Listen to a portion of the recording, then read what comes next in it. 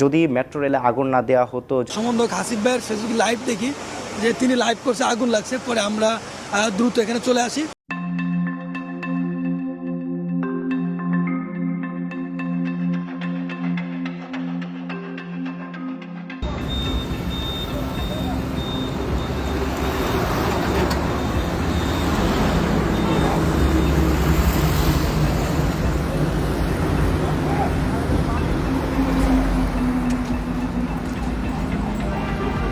যদি মেট্রো রেলে আগুন না দেওয়া হতো, যদি পুলিশদেরকে না মারা হতো, তাহলে এই বিপ্লবটা এত সহজেই অর্জিত হতো নাকি?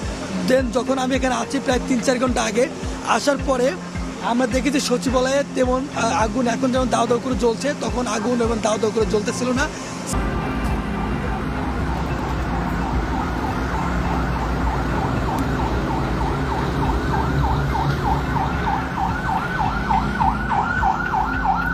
শেষ হয়ে যায়নি, তার মানে আমাদের এই বিপ্লবটা চলমান রয়েছে। আইন যদি মানতে যেতাম তাহলে কিন্তু এই বিপ্লবগুলো হতো না।